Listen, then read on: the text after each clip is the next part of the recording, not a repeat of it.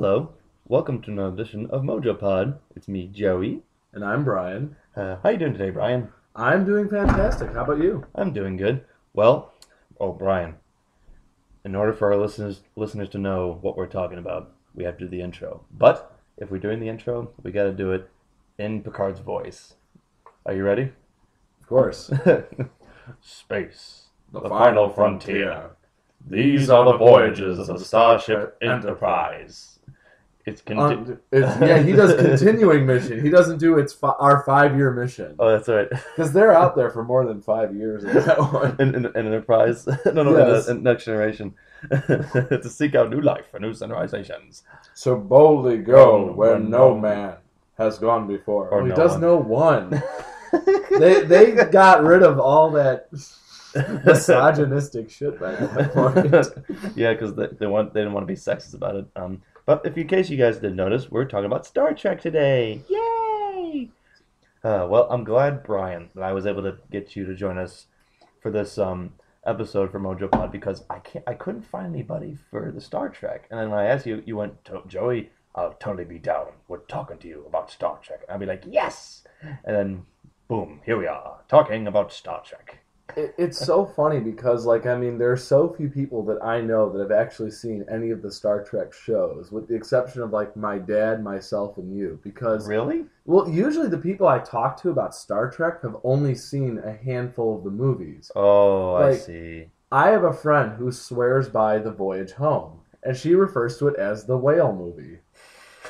And, It is the whale movie. It is the whale movie. And, there'll be these moments in time in which I'll just, whip out, Wrath of Khan is is one of my favorite science fiction movies of all time. And she'll just go, no, Bryan, fuck you. It's the whale movie.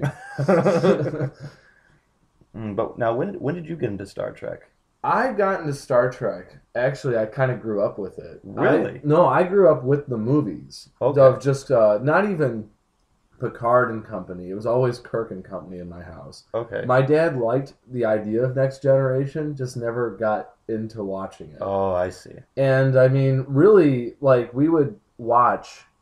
It was so funny. There would be these nights in which my dad would sit down with me, and he had a grand total of 4 out of the 6 Star Trek movies. Really? And we would watch the opening of Star Trek: The Motion Picture, in which the Klingons with the foreheads were first introduced. Yeah. And that whole and the first time we ever actually got a theme song that wasn't just the one.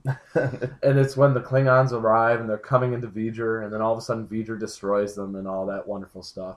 And then my dad would turn it off, and I'd just ask Dad, well, aren't we going to watch the rest of the movie? And he just goes, Bryan, it's 2 hours of boredom. it's a crappy movie. Don't watch it. Exactly. Now, Wrath of Khan, on the other hand, and all of a sudden Wrath of Khan would be on there. And then for the longest time, it just kind of blurred in with me that Wrath of Khan started with the Klingons attacking V'ger.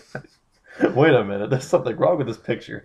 Yeah, exactly. And what was so funny, too, is that then he would leave out Search for Spock. He just was not really he said that with the exception of them blowing up Enterprise, that one really wasn't much to write home about. And at the end of Wrath of Khan, you got all these wonderful things Kirk's got a son that he never knew about. Right. That basically one of his tropes in space turned out something. Oh, yeah. Yeah, exactly.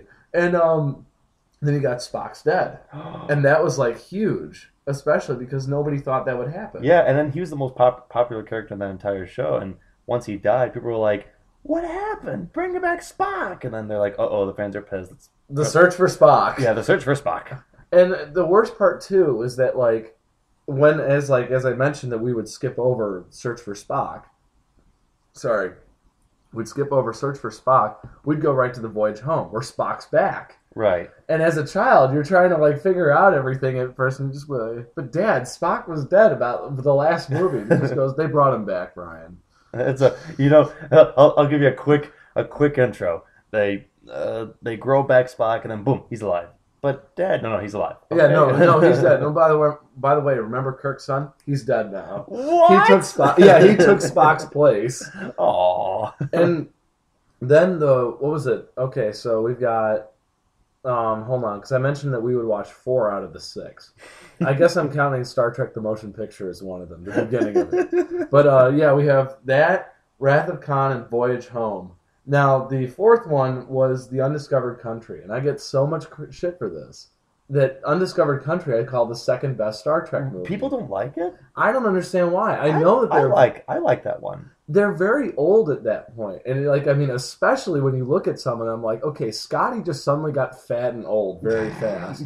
And nobody really cared about that one. He just blew up. But, I mean, like, you really see it in, like, characters like Uhura and Kirk. Mm-hmm. I mean, Spock kind of did the same thing where he was like... it's like that joke with Asian women. That they're just like, they're young until they hit like a certain age and then they just become Yoda. That happened to Spock. But like, I mean, you could really see it in them, but then all of a sudden, like, I mean, getting back to just like The Undiscovered Country, you see a few things that you hadn't seen for a very long time, i.e. being another Klingon ship that's not the Bird of Prey. Mm-hmm. For some reason, there was a Bird of Prey fetish for like 5 movies. Really? Well, you know, like, I mean, ever since like... Star Trek 3, mm-hmm. You see, like, Bird of Prey. What are they in Voyage Home? They're in the Bird of Prey. Yeah. There's a Bird of Prey in Final Frontier, which is such an interesting movie by itself. I've seen the nostalgia critic review of it, so I've have you not sat through it? The movie? I've seen half of it. Please tell me you've at least seen the camping scene. Yes, I have. Row your boat gently down the stream. No. The best part is the way Kirk introduces the song, where he just goes, "Wait, row your boat." That is a terrific song, Spock. You've got to learn it. I don't need to know these things, Captain. I am a Vulcan. I am a Vulcan, and like he also happens to be a Vulcan that owns rocket boots too. That is true. And Kirk freehand climbing a mountain, and then all of a sudden Spock going, "Captain, I'm not exactly sure what you're doing up here." Spock, I've just got to climb this mountain. I don't think you understand the gravity of the situation. He falls up. And of course, I mean, like, for some reason, Chekhov and Sulu are wandering around just going, like, they have their tricorders in hand saying, like, "We are on shore leave. Surely we must be going over here." And when you're thinking, probably George Takei is thinking, "Ooh, Chekhov, those boots you're wearing today, they're very nice." They're very nice. George Takei. I love George Takei. Oh, I love him too. He's amazing. So wait, as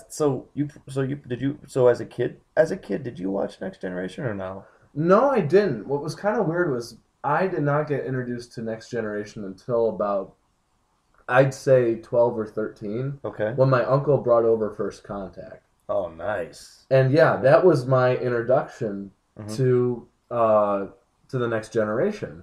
And everybody knows though that the problem with this introduction is I'm being introduced to the best thing the Next Generation had to offer in terms of movies. Not in terms of the show, but in terms of movies. Because it never got better than First Contact. No, it never did. I mean, I remember like looking around my dad's office very much like very soon after seeing First Contact. And all of a sudden I saw like in the pile, I'm like, "Dad, we own another Star Trek movie." And he kind of peers over and he just goes, "Oh, yeah, we do." And lo and behold, in my hands was Star Trek Generations. Oh. And it's got both Kirk and Picard on the cover with the Enterprise and some kind of like little aura thing in between. And I'm just like thinking to myself, like, they did a movie together?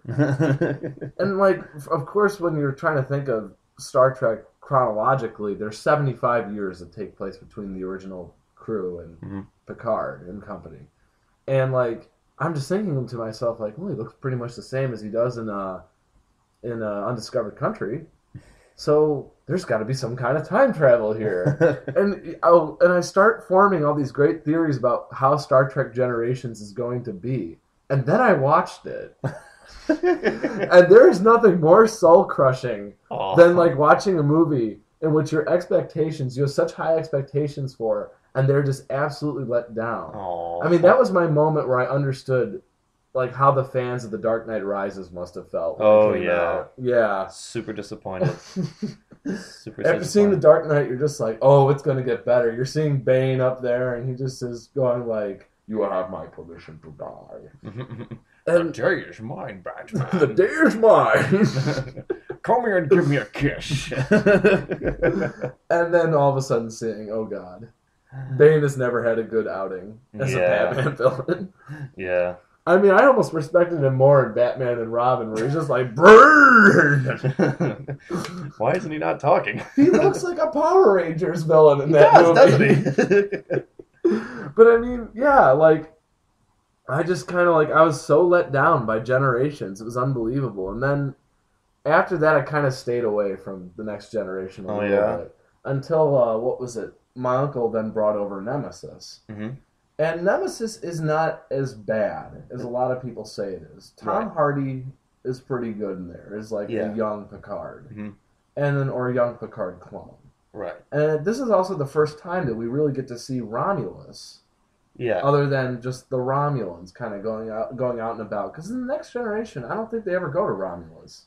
No, they don't. They just mostly show the Romulans, like them just being all like, "Oh, look at me, I'm a Romulan." Yeah, exactly. And I think that was also the first time that they went ahead and said, you know, we've kind of overused the Klingons here a little bit. Let's use the Romulans. We never used the Romulans. Yeah, we only used them in one episode, And that's it. and then a little bit in what was it? The Undiscovered Country. Yeah. They used them just a tiny bit in that movie. Mhm. Where what was it? No, he played a Klingon. What's the name of the guy who plays Red Foreman on that '70s show? He plays Oh, the gosh. Klingon ambassador, Oh God! I and know you who you're see talking him about. there, and it's just like, whoa, what What are is- you doing here? Well, Don't you have somebody's ass to kick?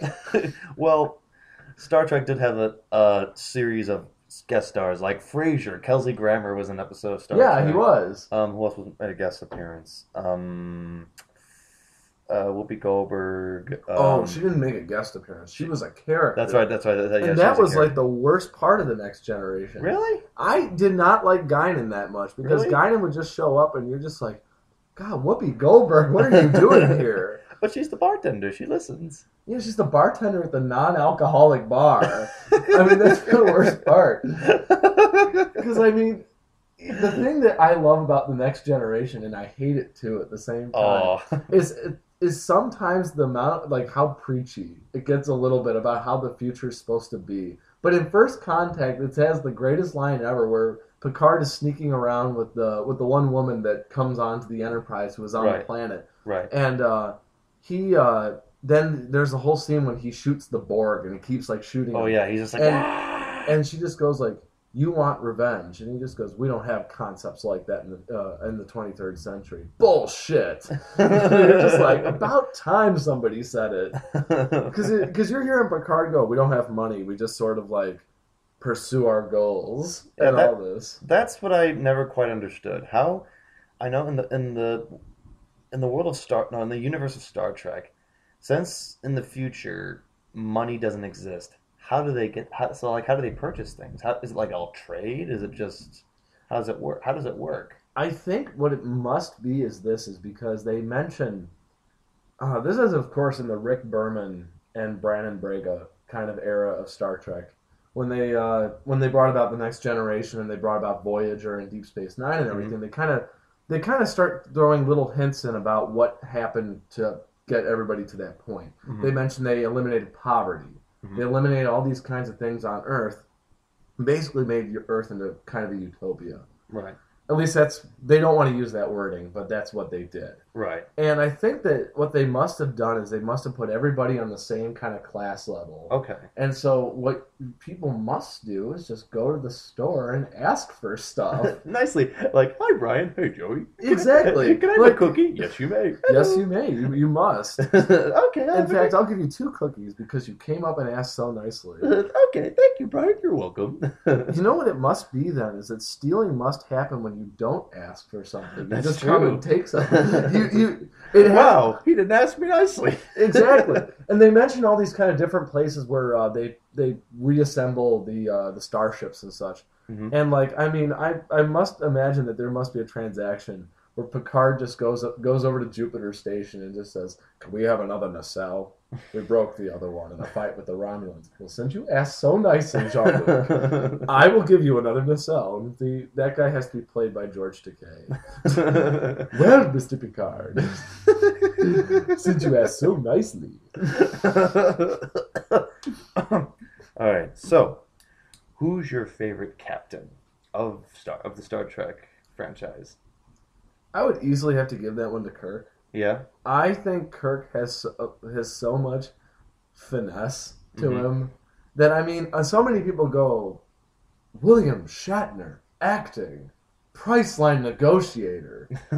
When in truth, he does have this. He brings this kind of cowboy-esque attitude Right. to it because I mean, Star Trek started out as kind of a wagon train through space. Yeah. That I mean that's what that because the guy Gene Roddenberry and the creators of Star and the other guys part of Star Trek, they needed someone or they needed something to get people's attention because around that era, the westerns were big, Yeah, really big. So they needed someone. Okay, who can we use to impersonate the punching cowboy or the gunslinger? Kirk. There we go. yeah, exactly. And you know what's so funny is a lot of people don't realize it, but DeForest Kelley, Hmm. he came from westerns as well. Oh He yeah. did. There's a lot of like I mean, he always would play a side character, but like I mean, he in many ways had to make the most sort of grand transition Hmm. into Star Trek just because like I mean, he was of course of the western era. Right. And I mean, he had to basically play he had to play a big side character, Hmm. side character, Uh-huh. but he also kind of had to be the conscience of Kirk Right. or conscience. Right. Because I mean, he was always the one that just sort of like Kirk would go to for advice and Hmm. such, but he would always add it like in the greatest way too. By the way, McCoy is my favorite character of all Star Trek. Oh really? I love Dr. McCoy. He's your favorite character of all He's time? my favorite character of all time in Star Trek. Really? Mm-hmm. Wow. Just because he, I mean, on top of those, I'm not a doctor, I'm a blah blah blah. Yeah. He always had like this great thing where he just goes like, "Oh, this is damn peculiar" or something like that. He was the most human of the group. Oh yeah, because he was grumpy all the time, and he would always quarrel with Spock. Yeah, exactly. Oh, he was racist towards Spock. That's the best way to put it. You pointed-eared goblin. Yeah. That would be a logical doctor. I am not a goblin. I am a Vulcan. Stop correcting me. And I think one of the best ones too is it came out like one of the best conversations between him and Spock was in Wrath of Khan when they're looking at Genesis, Right. the Genesis device, and he kind of stands there for a second, like everybody else is like, "It is Genesis." Wow, what a miraculous device! Like kind of Kirk and Spock are like Mhm. sort of like marveling at it, and then all of a sudden McCoy just goes, "This thing could wipe out things on planets. Are we ready for this kind of power?" He's really the voice of reason That's true. on that ship, on top of being the most racist character on board. So he's a great mesh of things. And, Right. But yeah, no, I on top of like just getting back to like favorite captain, I mean, I like Kirk just because like on top of being of like finesse, he always has that attitude of like I'm gonna find a way out of here, and I'm always going to be the leader Right. of getting out of here. He's stubborn too. Oh yeah. And I love that about him. I mean, Picard would definitely have to go as like my second choice too, like just in terms of captains. But he's the reason why he's up there is because he's the exact opposite of Kirk, Right. and I think that's what they were going for too. They want to do like a yin yang sort of thing with them. Yeah, I mean they wanted like the Star Trek name Hmm. to kind of associate the two together, but it's two completely different like not universes, but two completely different shows. Right. But yeah, what's your favorite captain, my friend? Uh, I'll just say Picard. All right. I like Picard. I think it's just I think the difference between Kirk and Picard is like Kirk is like the kind of fun captain you want to be around because like he's like the kind of guy you want to talk to and stuff. But like for Picard, he's your boss. You have to go with him Yeah. unless you like do something that interests him and stuff. But I do like Picard. It's kind of hard for me to explain why. But however, if you want to ask like who's my favorite Star Trek character of all the series, mine would have to be a tie between Spock and Data. All right. I love Data in Next Generation. He's the one guy that like got me hooked because this little robot. He just wants to know what it's like to be a human. Yeah. I mean, even if it gets old after a while, it's funny sometimes. No, it is funny. Mhm. I mean, I think that what's so funny too is that Data in many ways is very genius because they were looking because Spock was such a popular character. Mhm. They were looking for somebody to fill that kind of void that when they were assembling the Next Generation cast, you could Mhm. tell that this was the exact story. Right. They were looking for somebody to fill the void of Spock Mhm. because Riker is supposed to be Kirk. Right. You can tell that right off the bat. Yeah. He's Kirk, but he's also the first officer, which Mhm. means he can't be Kirk all the way. Right. Then Picard is completely the opposite of Kirk. He's your boss, exactly. And And he's then he's very mature. yeah, He's got that whole Captain Ahab thing going. exactly. And then I think what they went ahead and came up with was, okay, we could have the science officer.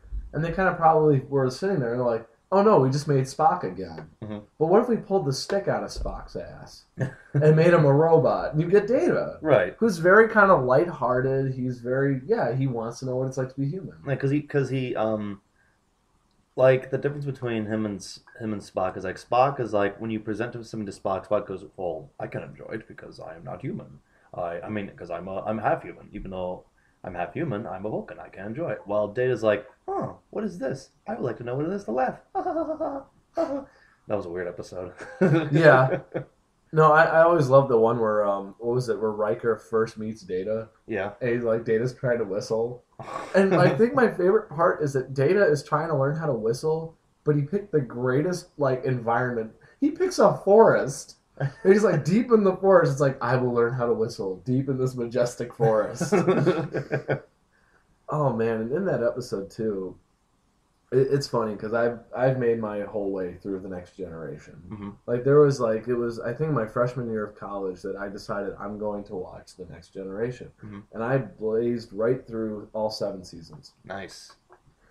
And there was one character in that 2 characters in that show that were so irritating. Uh-oh, which ones? I got a burp. Talk about Star Trek.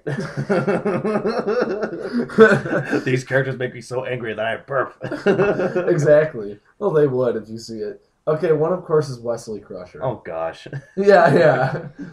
Everyone hates that character. Well, he's just okay. What's the best way to describe it is, thanks to Burt Ward, does anybody like Robin in Batman?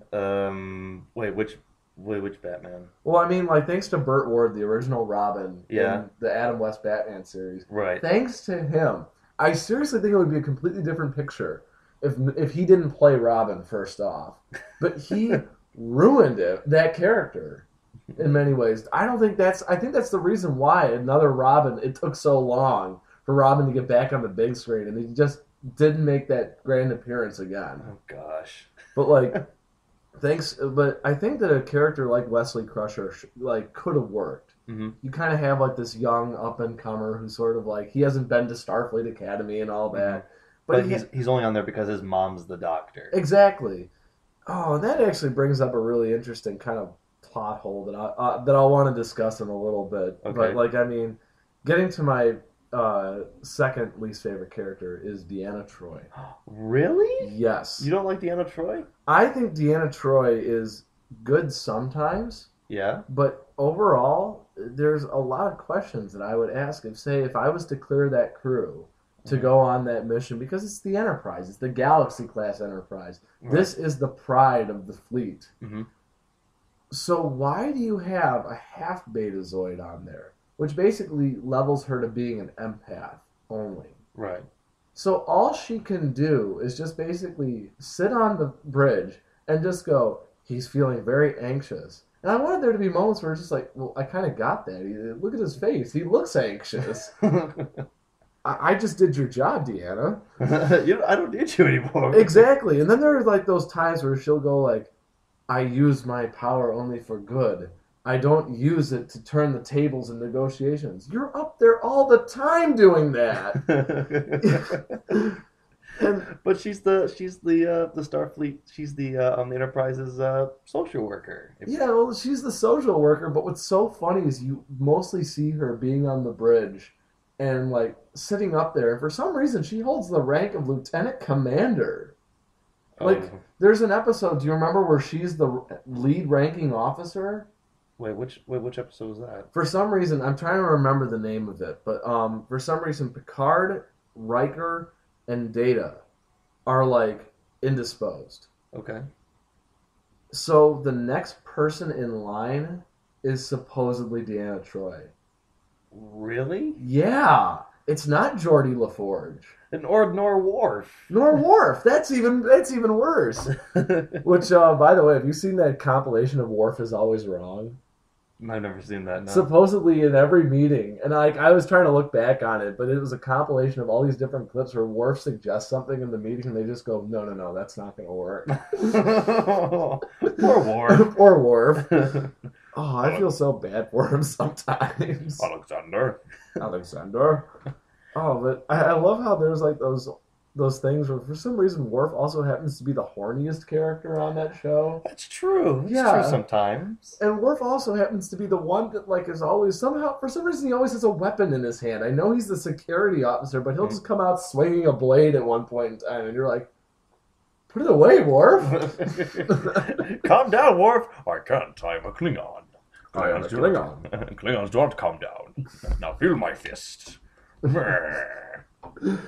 Oh, I think I had one of the greatest questions asked to me at one point in time, and it took me a few minutes to like think about it. But somebody asked me like, okay, wait a minute, this doesn't make any sense after like they saw. I'm trying to remember, like it was a couple episodes of The Next Generation, and they asked me if all Klingons were black. No. It's close though. I mean, it's close, but not all the time. Like, no. Like Christopher Walken was a Klingon at one point. He was. So was Christopher Lloyd. So was Christopher Lloyd. No, wait, not Christopher Walken. Christopher Lloyd. I'm thinking Christopher Lloyd. I'm sorry, I got both Christophers wrong. Both of the Christophers. At least Christopher Lee wasn't in there. I am a Klingon. Not no pain, not no faith. You'll eat Vulcan flesh. You will taste Vulcan flesh. But okay, now. What do you think of the new Star Trek movie? The one that came out back in 2009. What did you think of that? The Future Begins? Yeah. I believe what was it? It was its unofficial tagline. I liked it. You liked it? I did like it. I thought that it was it was a really interesting way to reboot something, which is basically just throwing it into an alternate universe, but having a good enough explanation to suggest alternate universe, because alternate universes in Star Trek seem to plague the show more than anything, because all that they can suggest is like, okay, what's going on? Alternate universe. Oh yeah, that's the best way to it's the best way to start it up. Yeah. I mean, but like for some reason 2009 always like it did it very well in my opinion.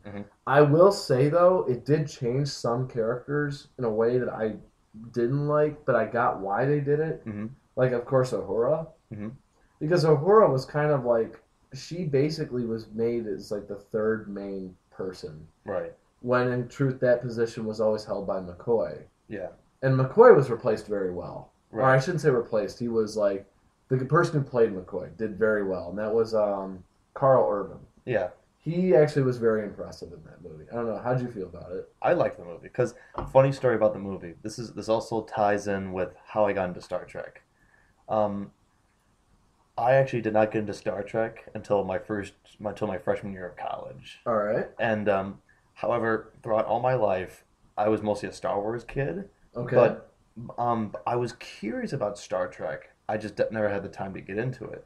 Because as a kid, I was curious about what Star Trek The Next Generations was. And I can never find it on TV because this is before the internet. This is before, like, YouTube, and all that stuff. Yeah.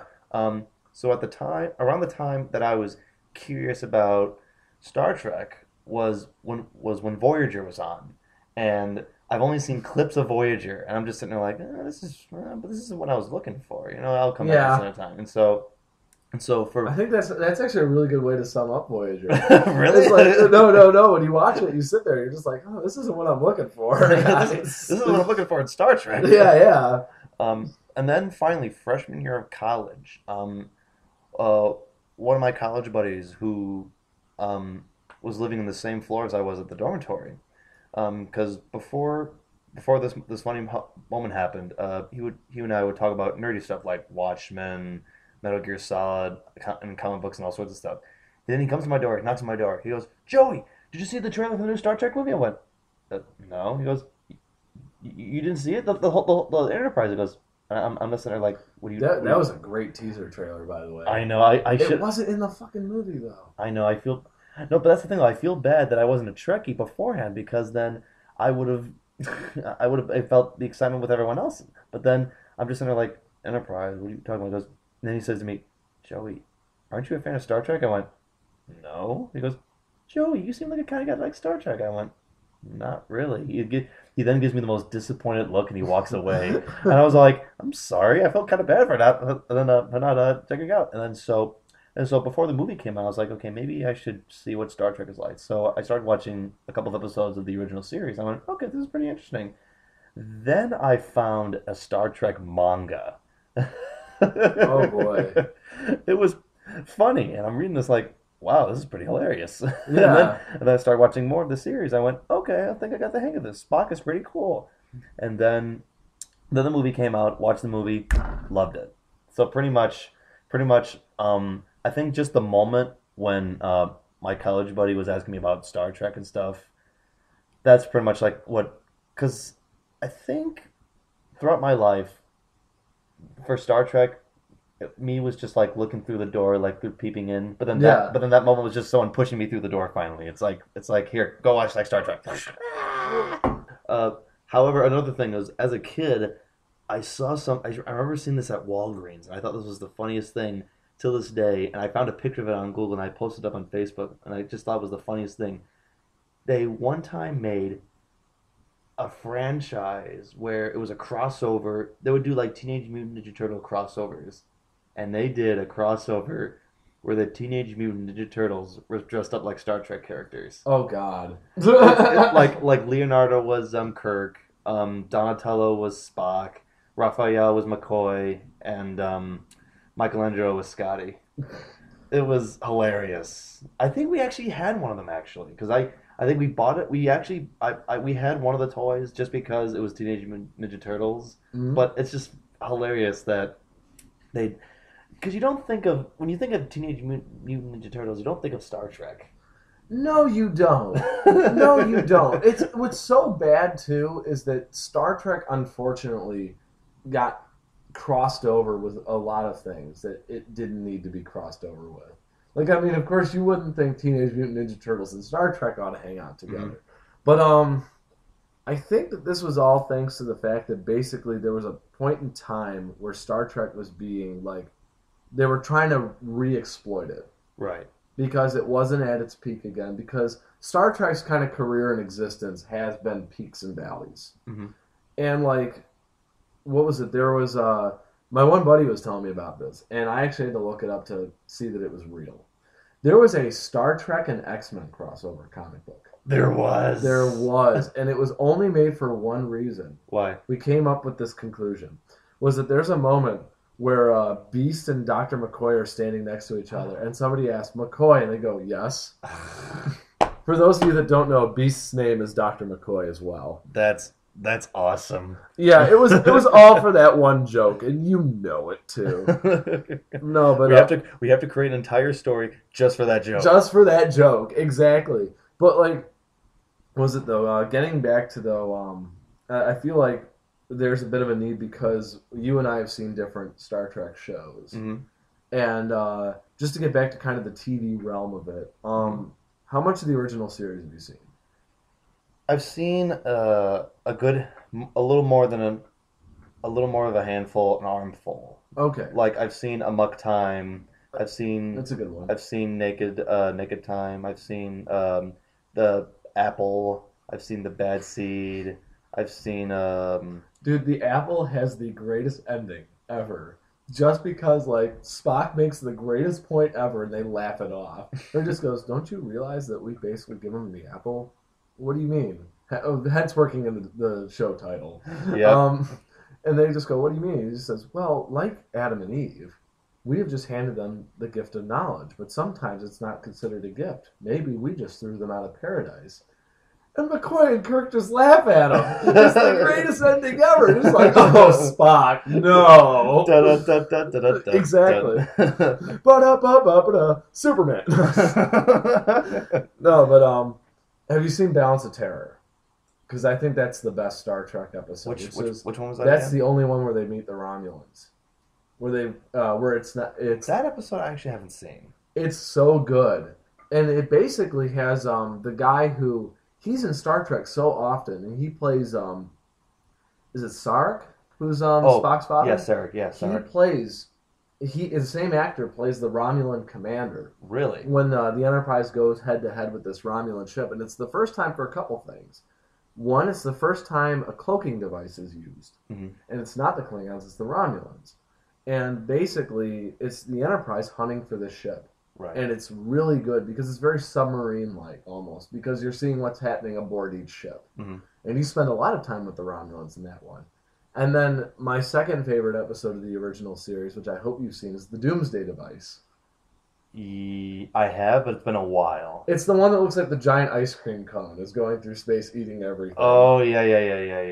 And they go up against the mad, and like there's the mad captain of the other ship and everything. Mm-hmm. And Kirk is aboard the other Starfleet vessel, which actually kind of the original series made a very good point that I noticed that a lot of the other shows for some reason never seemed to pick up on again. Is it was actually very realistic of the way that the ships were portrayed. Mhm. Is that all ships look like the Enterprise? You could say that's because of budget, but in many ways, don't all aircraft carriers look the same? Yeah. They Yeah. have different names, but they all look the same. It's because they're all the same class. They or could be something they like could be that. different shapes. They can have like an accessory to it, but it is like aircrafts. They're all, Exactly. that's just the way they are. Yeah, and then then you see the next generation. No other ship looks like the Enterprise. When you assume if they're starting with the Galaxy class, Hmm. there isn't the Galaxy class does not just consist of the Enterprise. Right. It shouldn't. Mhm. If we're going by military and naval terms, no, it shouldn't. But yeah, no, I thought that was something that was almost never repeated. Hmm. Is because isn't there the ship the Defiant? Yeah. And there's only one Defiant. Yeah. The other ship looks like Defiant. That's true. Yeah. And it's funny is that the Defiant was made to fight the Borg, but yet they never used it. Which goes into one thing I wanted to discuss was Deep Space Nine. Now, Brian, you said you've never seen Deep Space Nine? I've never seen Deep Space Nine. My reason why, and I know that this is very close-minded, is that Okay. I can't imagine a Star Trek show would be terribly exciting on a fucking space station. Well, it's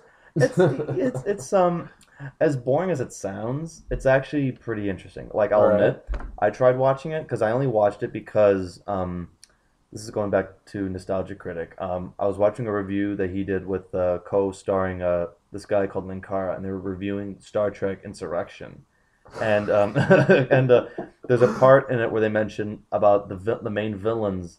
They're describing about the main villains of Deep Space Nine. I went, holy crap, these villains sound awesome. I should watch this show now. And so I watched the first season. Now, first season is meh, but the reason why I kept watching it was because of two characters, Odo and Quark. Oh, now Odo is the security officer. Now, Odo would fill in for, remember how we talked about how Data and Spock fill in for like yeah, the exactly. thing? Odo fills in, except Odo, unlike Spock and Data, where they might be interested, or Data's always interested, Odo's not interested at all because Okay. he's a changeling, and changelings become like a major Staple. staple of Deep Space Nine, and the only thing that he's interested in is the first officer, Kira, who he falls in love with. And as silly as it sounds, you root for him because you're just like, come on, Oda, tell her how much you feel about him, even though you're a badass. Tell her how much you feel. And then the second best character of that show is Quark. Now Quark is a Ferengi. Now Okay. Quark is the reason why I started to respect the Ferengi a little more because in the Next Generation, Ferengis were described as like these little bastard, thief, greedy bastards. They are. And They're they are almost very goblin-like too. they It's are just they're like, because all they care about is profit. And yeah. but then Quark makes you like them a little bit because Quark's like the comic relief character. He's not goofy. He's not like goofy. He's not like Jar Jar Binks or anything. He's like a dry humor kind of guy. Like he's almost sarcastic. And he's trying to run the bar or the Yeah. restaurant. He runs the restaurant in the Deep Space Nine with his dim-witted brother and his nephew. Actually, and then his nephew becomes the first Ferengi to ever join Starfleet. Oh. Yeah, so and So wait, hold on. Just because of like he runs it with his dim-witted brother and he runs it with his nephew as well in the beginning, right? yeah, Is Quark supposed to represent immigrant families? A little bit there. kind I of. mean that's kind of funny, just because just like you must be my brother. He runs. I'm sorry if all I'm saying is very offensive no, it's okay. It's all right. here. It's okay. But like I said, the first season is meh because the only two characters that the reason why I kept watching it was Odo and Quark. But then as the seasons come along, I start to like the other characters. Then they introduce the main villains, the Dominion. Now, I now like the Dominion as much as I like the Borg because because the Dominion is this political empire that exists in the other side of the universe that the only way to get to it is through a wormhole. So there's like how there's the alpha quadrant. Alpha, gamma, beta, and delta. Yeah, I forgot what part the Dominion is part of, but it's like the opposite of where Starfleet is. That's probably delta. Yeah, so they're in the Delta. I think they're in Delta. If for Trekkies out there who hear this, if we get this wrong, I apologize. Yeah. and but and and the Dominion is just a number of alien races. Like they have the leader aliens, they have the negotiating aliens, then they have like the arms of the aliens. Like the changelings are like the founders. They're the people who run the Dominion. Then there's these one guys, I forgot their name, but they have like these giant gills on their face and they have poor eyesight. They're like the people who negotiate with everyone else. Then they have these one alien race called the Jemadar. They're like Klingons, except they look like dinosaurs, and they have like the skin like spiky. They have like spiky, scaly skin, and you know how Klingons are more like honorable when it comes to fighting. Yeah. Jemadar, they have no honor at all. They just want to kill. That's just it's in their nature to kill. Okay. So they're like pretty much the changelings are the brains. The Gilly guys, they're like the voice, and then the Jemadar are like the body of the Dominion. Okay, all right, that makes sense. But the Dominion's apparently is huge, and then once it's Federation versus Dominion. They're basically like a federation, but with different grounds. Okay, that makes sense. And so they don't go into war with them until like in the middle of the series, and then they do point out though, which is pretty scary, but it's actually pretty. It's what got me more into Deep Space Nine was.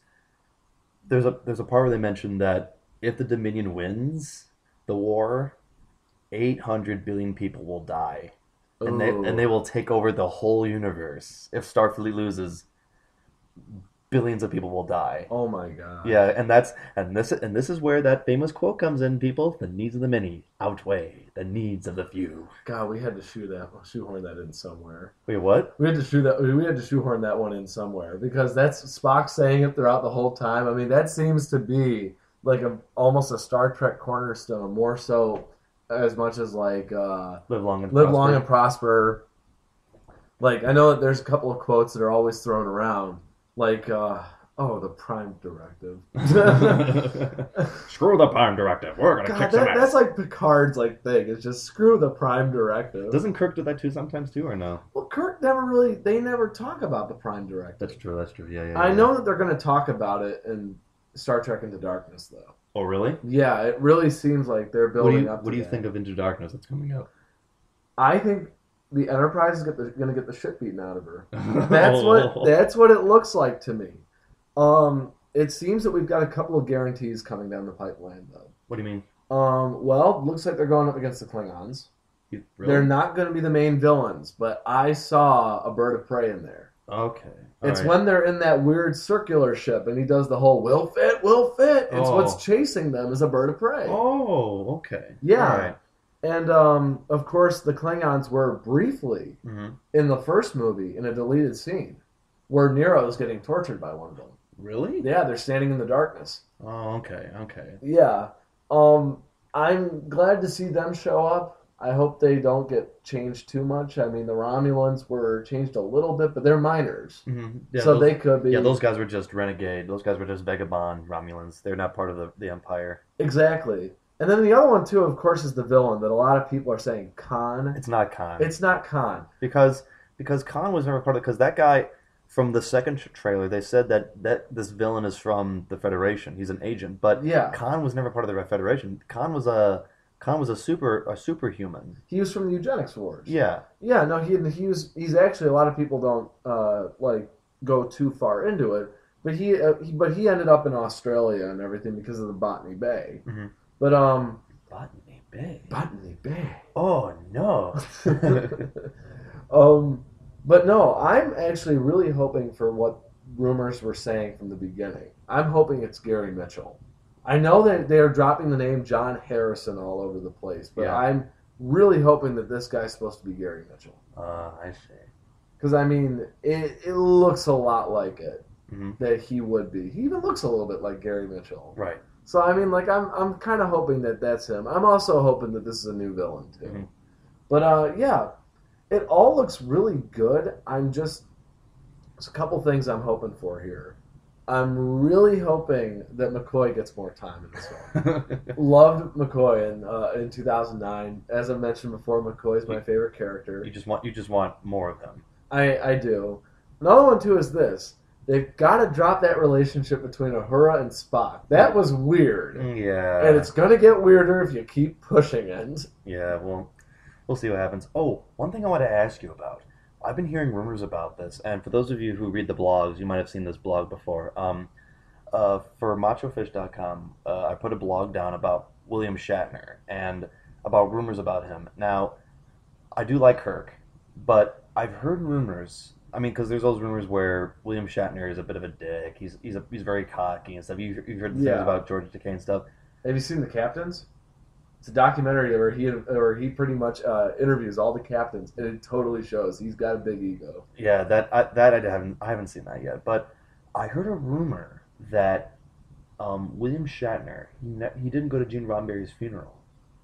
Did you hear about that? No, I've never heard of this. That's because that really surprised me. And then because first I saw it in this one review of one of the Star Trek movies, and they're making a joke. They were like, "Oh, let's see.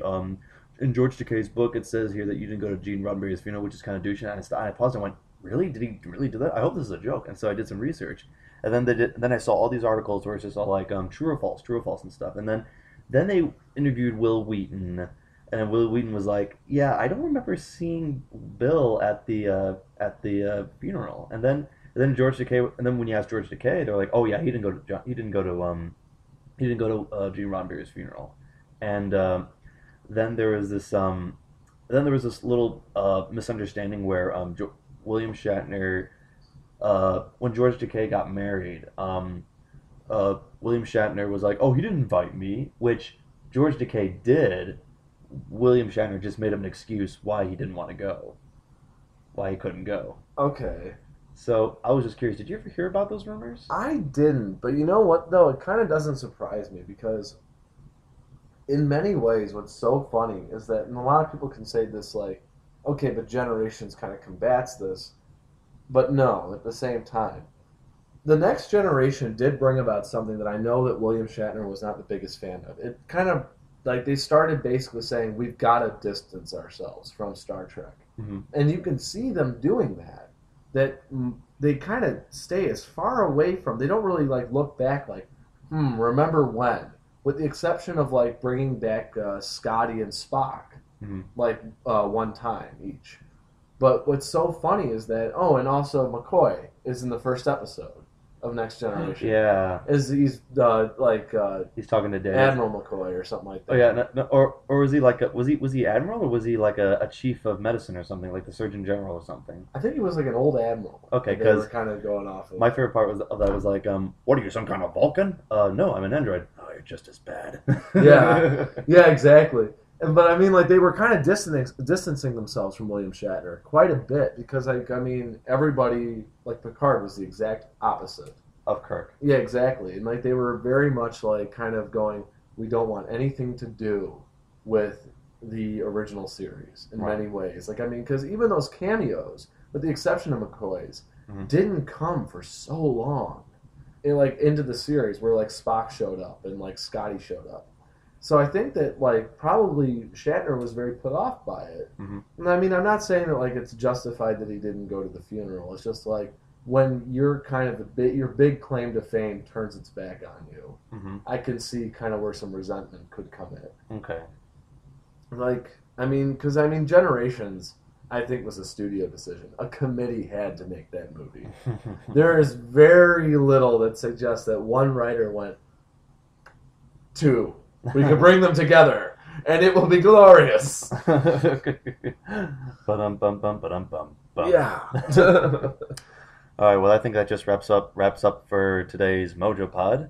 Brian, thank you so much for joining me today for this episode. No problem, Joey. I hope to be on later. Oh, we'll have you back soon enough.